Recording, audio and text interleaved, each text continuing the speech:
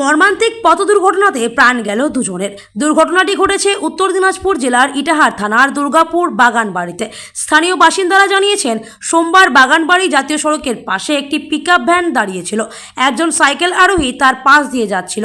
ইটাহার থেকে রায়গঞ্জগামী একটি মারুতি ভ্যান দাঁড়িয়ে থাকা পিকআপ ভ্যানটিকে ধাক্কা মারে। মারুতিতে থাকা একজন মহিলা ও সাইকেল আরোহী যুবক ঘটনাস্থলে প্রাণ হারান। স্থানীয় বাসিন্দারা তাদের উদ্ধার করে রায়গঞ্জ মেডিকেল কলেজে নিয়ে আসেন। সাইকেল আরোহী যুবক মহাদেবপুরের বাসিন্দা ছোটন ও মারুতিতে থাকা বয়স্কা মহিলাকে চিকিৎসক মৃত ঘোষণা করেন। মারুতি চালকের আশঙ্কাজনক অবস্থাতে চিকিৎসা চলছে। পুলিশ মৃতদেহ ময়নাতদন্তের পাঠানোর পাশাপাশি তদন্ত শুরু করেছে।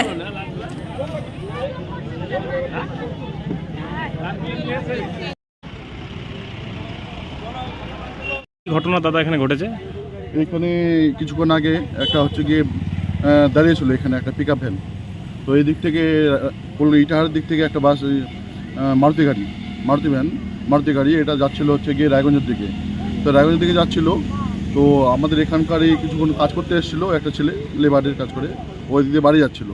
তো পিছন থেকে সজোরে এসে ধাক্কা মারে পিকআপটার পিছনে মারুতি গাড়িটা। ওই মারুতি গাড়ির মধ্যেই ছিল ড্রাইভার আর হচ্ছে কি একজন বয়স্ক মহিলাটা সঙ্গে সঙ্গে মারা গেছে। এবং যেই সাইকেল আরোহী ছিল ওই পাশ থেকে গ্যারেজ করে যাচ্ছিল ন্যাশনাল সাইকেল নিয়ে। তো এই পিকআপ ভ্যানটা ডিসব্যালেন্স হয়ে সামনে গিয়ে আগে মেরেছে, এরকম আমরা দেখা গেল, দূর থেকে দেখলাম আমরা এরকম যে পিকআপ ভ্যানটা লেগে হচ্ছে গিয়ে যে সাইকেল আরোহী ছিল তিনিও স্পটেই মারা যান। আর হচ্ছে গিয়ে যেই বয়স্ক মহিলাটা ছিল গাড়ির ভিতরে সামনে সিটে সেও মারা গেছে। ড্রাইভার গুরুতর আহত হয়েছে। তো আমরা সবাই মিলে আসলাম দৌড়াদৌড়ি করে, কিছুক্ষণ পর পুলিশে খবর দেওয়া হলো। পুলিশ আসলো, পুলিশ এসে কিছু দেখলো, তো উদ্ধার করে দেখলো যে হচ্ছে গিয়ে সাইকেল আরোহী যে ছিল সে সঙ্গে সঙ্গে মারা গেছে, যে মহিলাটি ছিল সেও মারা গেছে। যারা আহত ছিল তাদেরকে রায়গঞ্জ হসপিটালে ভর্তি করলো। একজন আহত? আহত একজন ছিল।